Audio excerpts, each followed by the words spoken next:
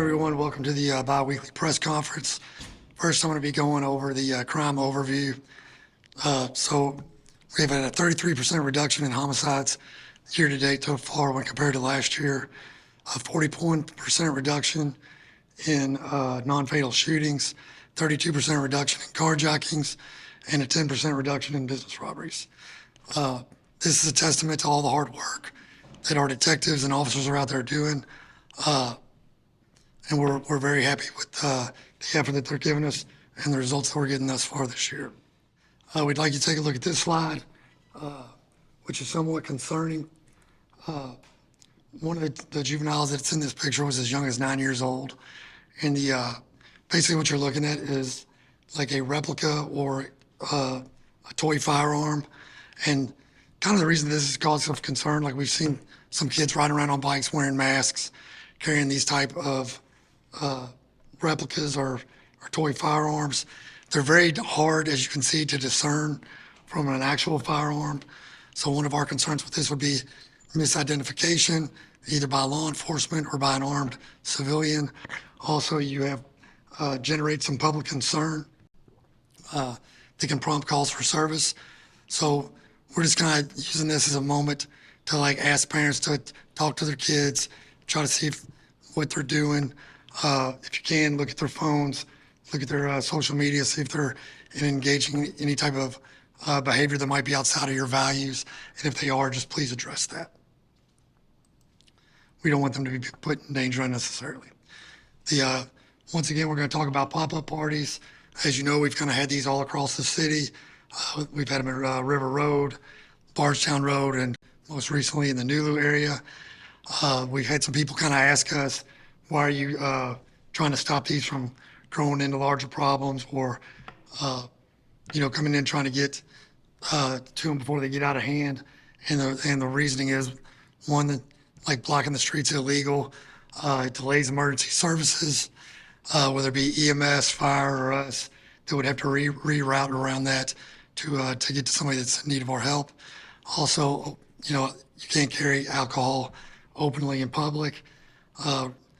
We've had also problems where businesses, it's interfered with their operations. Most recently, the Garage Bar in Nulu asked for assistance because people were coming onto their property, bringing their own alcohol and not complying with their rules. Ideally, as citizens, we should be supporting local businesses, not creating environments where they feel they need to shut down early and, in order to, for safety concerns. So, and also, unfortunately, several of these events have been associated with violence. If you recall, back during Derby, we had 3 people shot at the 28th and Kroger, or 28th and Broadway at the Kroger. 2 of those people unfortunately passed away. Also, we had fights breaking out on Bardstown Road. So this is the reason we want to get there and address these early. And another thing that we have to consider is that this is a resource strain on the department. So a lot of times we have to call from cars from other divisions to assist with this problem in the division where they're occurring. And that's time that those officers could have spent patrolling your neighborhoods and responding to calls for service in those areas. On a positive note, we started Metro Academy Class 63 this week. They started on Monday, which is it's a big class for us, 33 recruits, which is our highest class in years. And to discuss more about what these guys are going to go through and what's ahead of them is going to talk to you, Sergeant Amanda Seeley with the Training Academy. Good afternoon. Thank you all for being here, and thank you, Colonel Bates, and to the command staff for giving me the opportunity to be here and speak about what I'm extremely passionate about. As he said, I'm Sergeant Amanda Seeley. I'm over the Basic Training Academy, and I oversee all the recruits that come through the academy. And we started a new class on Monday, class of 33, and we haven't had a class that big since June of 2022.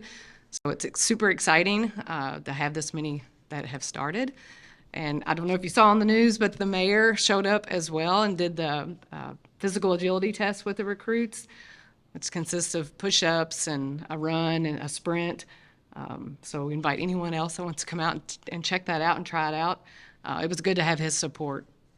The class consisted of 33, 4 women, 29 men, 23 white, 8 black, 1 Hispanic, and 1 Asian. I asked the class, why did they choose LMPD? What was their why? Why did they pick coming to Louisville to want to work for LMPD? There's a myriad of things that they said on a range of wanting to represent people who look like me. I have one African-American female, and she says she wants to see more people in the department that look like her. We have lots of specialty units that draw some people to come. We have many opportunities of different places for them to work at. The good pay and the benefits. I've always said, benefits gets them in the door and leadership keeps them here. The respect for the chief and the leadership and the administration that we have now that has enticed and called some people to come to want to be with LMPD. Relationship with other officers, working out with them, doing jiu-jitsu training. It has also given them the opportunity to be around other LMPD officers and wanting them to be here. And the Summit Wellness Center was also a highlight of why they would want to be here. So my goals for the training academy is to attract the best, the brightest, the most diverse, and most qualified applicants. I want to provide the most up-to-date professional tactics and develop recruits into community servants to protect the city, help others, and improve our city. I've been with the recruits for about 3 years, and I'm super passionate about trying to get what we can through the door and make them the best that we can. A little bit about the process. So they start on Monday, and then through the process, we have lots of things that we do, from driving to domestic violence, community oriented policing, and it's about 900 hours of training.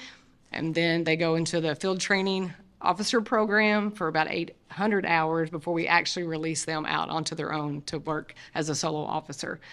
Our next class starts in October. And so if anyone's interested, lmpdjobs.com. Thank you. Okay, so we're moving forward with our community commitment. We want to know what the public thinks about what they think they would like to see for an independent monitor. There's a listening session this Saturday, June 28th, at the Newburgh Community Center located at 3810 Exeter Avenue from 10 to 11:30 a.m. If you're unable to make that, but you still would like to provide input, please go to louisvilleky.gov/saferlouisville, where there is a survey available to provide your input on that process. Also, we'd like to talk about some other things to celebrate. We'd like to congrats everyone here in your newsrooms that was nominated for Emmys. We want to give our own shout out to our own videographer, Richard Lane, who was nominated for his piece on 6th Division Officer Daniel Marsden. Marsden was a high school basketball player from Germany that basically came here with a one-way ticket on a plane thinking he was going to play basketball, and the coach never came to pick him up, basically leaving him kind of homeless. His journey kind of led him into law enforcement and here with the LMPD. Also, we want to recognize Assumption High School and that other school on Shelbyville Road that won state championships and celebrated with the mayor yesterday. And then we want to wish our very own Aaron Ellis a happy birthday. We're always appreciative of everything he does for us behind the scenes and keeps everything going smoothly. So thank you for that. And I'm good to answer any questions if you all have any. Questions about the street takeovers or attempted takeovers. Who are these people doing this? Is it a one group of people that's going around to the Highlands, to Nulu that are doing this, or what do you think is happening? I really can't speak to whether or not it's the same people or not. I'm assuming they get notified on social media and that they show up, but I really couldn't speak to specifically who it is or why they're doing it. And on the heels of this, the city's tossing around the idea of creating a new entertainment district, which would allow for the open alcohol containers, like Main Street to Nulu, 4th Street. Does the department support this idea, and is there any concern that that would create more problems such as street takeovers? So the question was, the city's looking into having an entertainment district where open container would be allowed. Are we concerned with street takeovers, and are we supportive of it? So if that's something that the city wants, we as a department are going to support that. My understanding of the entertainment district would be that they would still have to be patronizing those areas. So I don't know about the takeover concern being the same I think also they would be closed off. So, but we'd have to explore that more moving forward. I have a question regarding homicides. You mentioned, I think it was 51 homicides this year. A lot of those victims are young people, 24, maybe younger. What's being done by the department to how to make sure that guns and gun violence, isn't happening to our young people? Well, so the question was, what is LMPD doing to help prevent gun violence or young people from becoming victims of gun violence? So we investigate all homicides and non-fatal shootings. We take all that very seriously. Obviously, and it's even more tragic when a juvenile is the victim of one of those crimes. As far as prevention, we encourage families to get involved, try to take advantage of programs throughout Metro, whether they be through the Parks Department or our Police Athletic League. At the last press conference, we talked a little about, anticipated protests for King's Day, King's protests, and I was asking about whether LMPD had a mass protest plan, which was something that was laid out both in the consent decree and the commitment. Deputy Chief Emily Kinley said that that plan would be released to us. We were then told that we had to obtain the records. We had our open records request denied. I'm wondering if LMPD will commit to releasing its protest ERP or telling us what the differences are, specifically, that, in comparison to what I understand was the ERP in place in 2020. Okay, so the question is will we release an open records request regarding the protest response? I'm not familiar with that request or the open records response, so I really can't speak to that at the moment. Would Deputy Chief Kinley like to comment? We can follow up with our legal, I know we're Yeah. working under some legal advice, so we'll follow up with legal, we'll follow up with our PO's office, and I'll look at that open records request. I've not personally looked at that, so. Can we speak about what the change was in general between the documents? We'll get back to you on that, Josh. Yeah, we'll get back to you. I don't know if this is the venue for that.